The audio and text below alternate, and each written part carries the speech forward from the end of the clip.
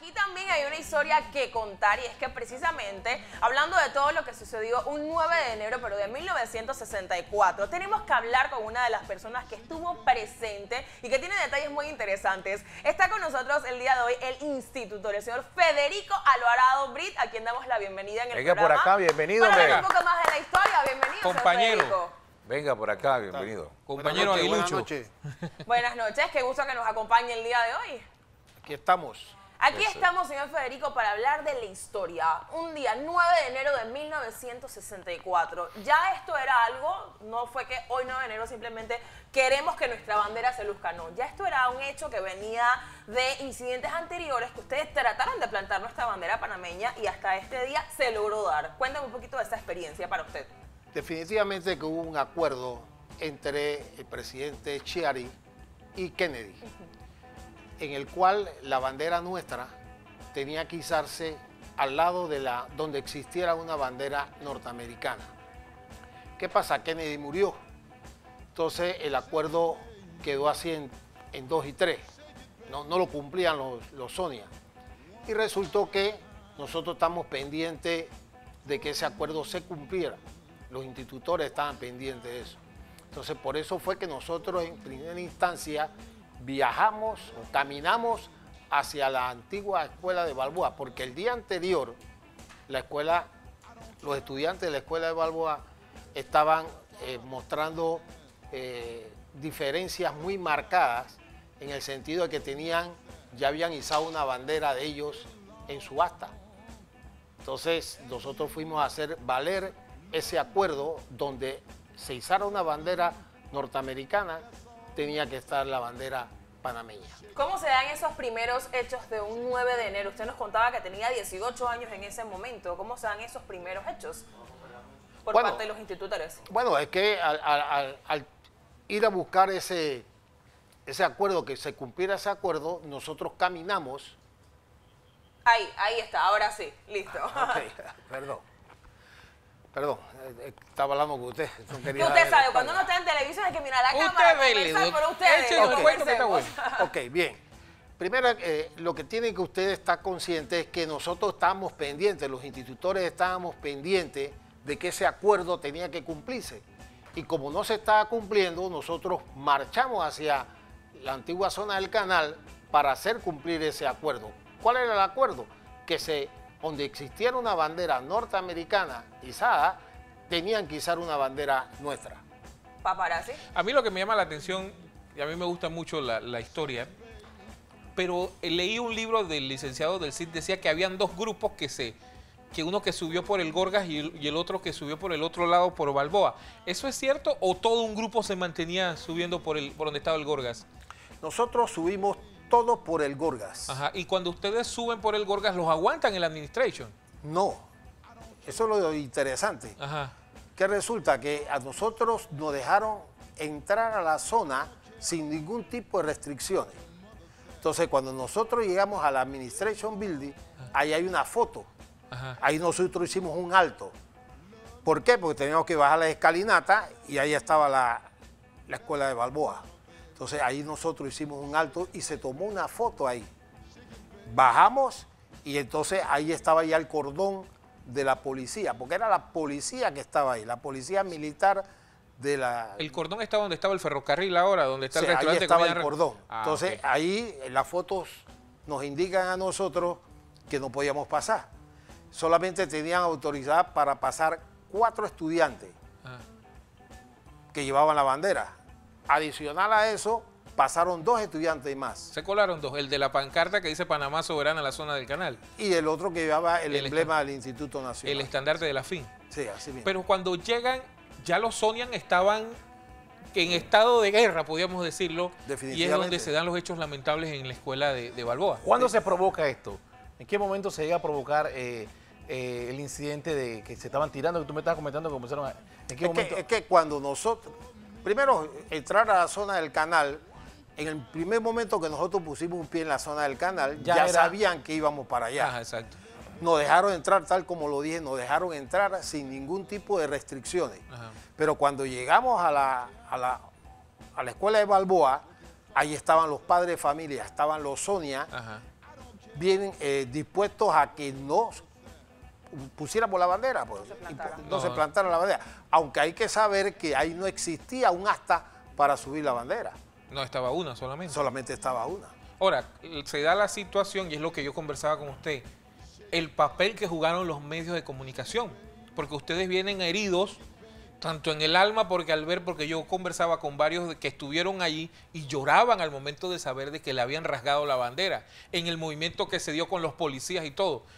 Pero cuando llegan, y es lo que yo le preguntaba, Telma King, locutora, es la que a través de la radio, es la que dice lo que había pasado.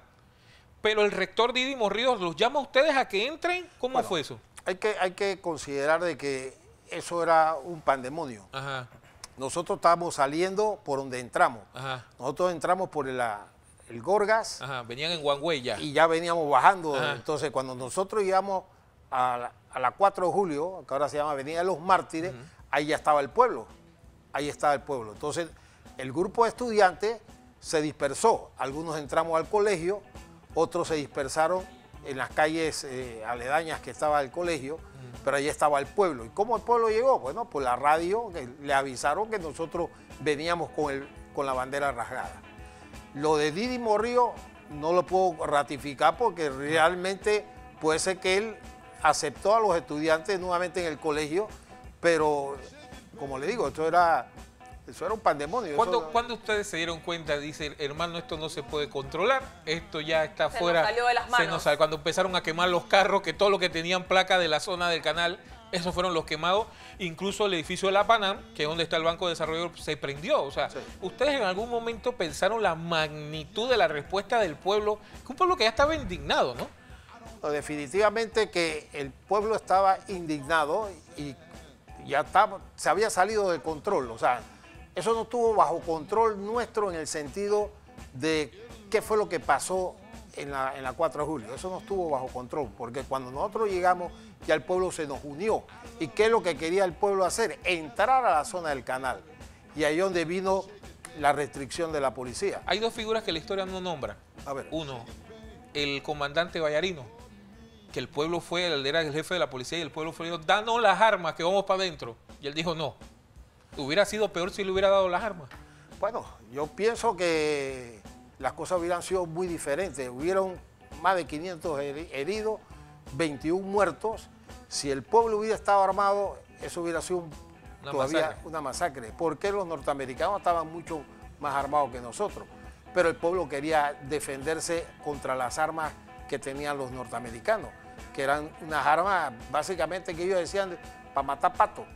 Pero no era ningún para matar patos, era para matar a los panameños que estaban tratando. Ahí antes de ir al cambio, Laura, hay que hablar de una figura, Ascanio Arosemena. ¿Les parece si hacemos la pausa? Por supuesto. Estamos de vuelta con más del programa y ahora si no restamos más tiempo para así. Hay que seguir comentando la segunda figura que tú dices que quizás no se le dio tanta importancia. Lo que pasa es que parece es del instituto y me imagino que ahí tienes para contar y para compartir. A mí me encanta este capítulo de la historia porque un joven que era su primer ciclo en el Instituto Nacional, como Ascanio Arosemena, pero que me cuenta la historia que la mamá ya estaba viendo como que le gustaba mucho el movimiento de la política, lo saca y lo manda a la profesional. Pero él llega, y corríjanme ustedes, como voluntario de la Cruz Roja, a asistir y ayuda a varios compañeros que están heridos y así mismo lo encuentra la muerte, ¿no? Definitivamente que es un héroe, mártir de la gesta, y definitivamente que él ayudó a Hurtado, que había sido herido o afectado por los gases, y cuando él regresa al lugar de los hechos, es muerto. ¿Conoce usted en qué lugar? No propiamente. Hablaban que eran como en la esquina de la Asamblea Nacional. Ahora, hay casos, el caso de la joven Landecho, que tenía 13 años, que fue de un tiro que en movimiento, incluso hablaban de una niña, que fue asomándose, vivía en San Miguel, asomándose al balcón, le dispararon. Sí, definitivamente que el ataque que hicieron las fuerzas norteamericanas era un ataque tremendo y malsano. ¿Por qué? Porque disparaban a cualquier que diestra y siniestra, pues. A diestra y siniestra. Y si algún panameño se le daba por subirse a un edificio a disparar con un pequeño revólver, por decir 38, y ellos lo veían, ellos iban a disparar a ese edificio. Incluso decían que en el Hotel Tivoli, ahí habían francotiradores. Sí. O sea, sin importar quién, simplemente Sí. el que estaba era el que pagaba los platos rotos, paparazzi. Pero con usted, señor Federico, esto empieza el 9 de enero, pero no precisamente termina este 9. Paparazzi me contaba 10 y 11, todavía Sí. continúa la No. historia. 9, 10, 11 y 12. 4 días. Fueron 4 días. La Avenida de los Mártires, antigua 4 de julio, ese es un campo de batalla. Y acuérdense también que participaron actos en Colón.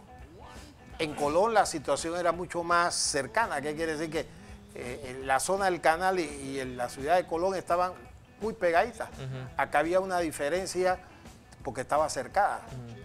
Y incluso me contaban que rodearon la presidencia, el mismo pueblo rodeó la presidencia porque querían saber la postura del presidente Chiari. Incluso habían cabildos en el Parque de Santana. ¿Llegó usted a ver algún movimiento de esos políticos? Porque ya se incorporaban los estudiantes de la Universidad de Panamá, la gente humilde, trabajadora.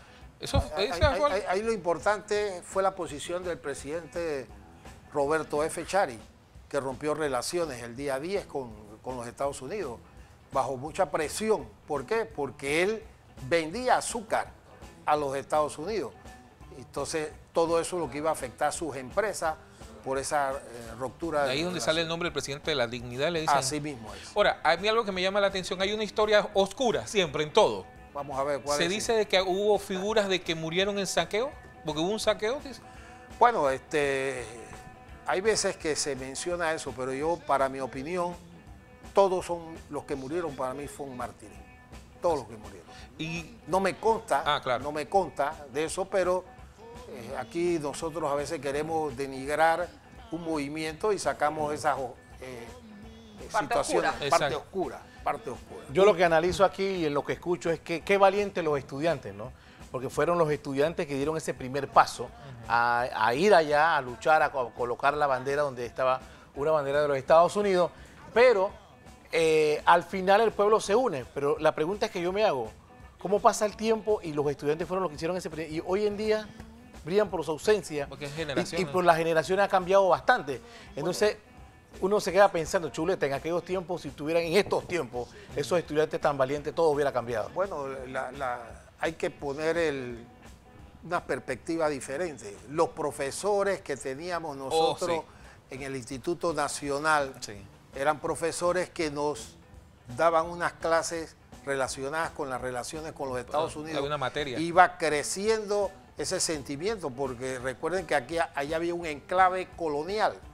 El enclave colonial significa que había leyes en la antigua zona del canal, policía en la antigua zona del canal, jueces en la antigua zona del canal. Tú tenías que sacar licencia para manejar en la zona del canal. Hasta por un mango te metían preso. Hasta un mango. Cogí un mango y te metían preso. Las mínimas cosas como esas. Ahora, ¿cómo hicieron ustedes como generación del 64 que estuvieron en esa lucha? Panamá cae en un tiempo de dictadura donde los militares usaron como una publicidad más hacia manejo de ellos esta gesta del 64. Porque yo me acuerdo de un documental que vi hasta que se peleaban quién era los que estaban en la foto de la cerca. Bueno, ese protagonismo de personas que dicen que estaban ahí cuando realmente echaron el cuento. Echaron el cuento. Ajá.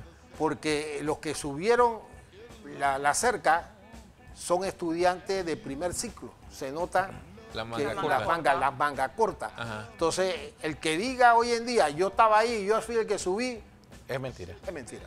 Es mentira eso. Wow. Entonces llega ese 12 de enero. ¿Cómo finaliza? ¿Cómo cesa para sus recuerdos? Bueno, finaliza porque ya el pueblo se da cuenta de que ya el presidente había tomado una decisión. Se rompen relaciones. Se rompieron las relaciones. Y entonces el pueblo dice, bueno, que ya hay una iniciativa tremenda de parte del presidente Chiari. Entonces bajan los ánimos. Yo pienso que también los gringos perdieron el control al darse cuenta que había muertos norteamericanos también. Creo que hay que murieron 4 o 5.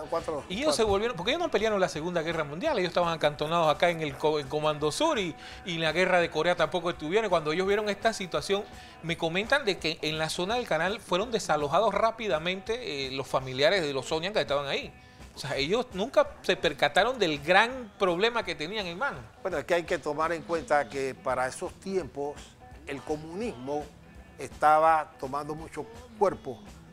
Entonces, resulta que ese movimiento, cuando nosotros entramos a la zona del canal, lo que menos queríamos era que nos tildaran a nosotros de comunistas. Exacto. Porque si nos tildaban a nosotros de comunistas, y no me consta, pero muchos panameños consideraban que ese movimiento era comunista. Sí, porque muchos acusaron de que ustedes eran comunistas. Era comunista. Entonces, ese movimiento no era comunista, es un movimiento que estaba buscando patriótico y buscando la soberanía total. Gracias a Dios pasó así de esa manera, ¿no? De que no fueran comunistas, porque no, nosotros vamos a sacar que lo tienen para yolear o alguien le está dando para que se vayan para allá, como hoy en día pasa, que mucha gente... Pero mire que cuando explotó eso ya, ahí no hubo ningún movimiento, creo que el sentimiento era nacionalista y también indignado, ¿no?, por lo que había pasado. Bueno, es que después que pasó lo del 9 de enero, vinieron el nuevo tratado, comenzaron las negociaciones del nuevo tratado. O sea, hay unos pasos por ahí, pero al final viene el tratado Torrijos-Carter, que básicamente quitó ya la perpetuidad y vinieron a revertir totalmente la zona a nosotros. Bueno, parte de la historia de un institutor que estuvo presente, señor Federico, le agradecemos. Muchos detalles que quizás no podemos encontrar en internet y que usted tiene la oportunidad el día de hoy pues de poder conocerlos de la mano del señor Federico. Le agradecemos que nos acompañara el día de hoy. Siempre bienvenido a Mucha Noche, y a usted lea, infórmese sobre la historia del 9 de enero, que eso es muy importante, eso es importante.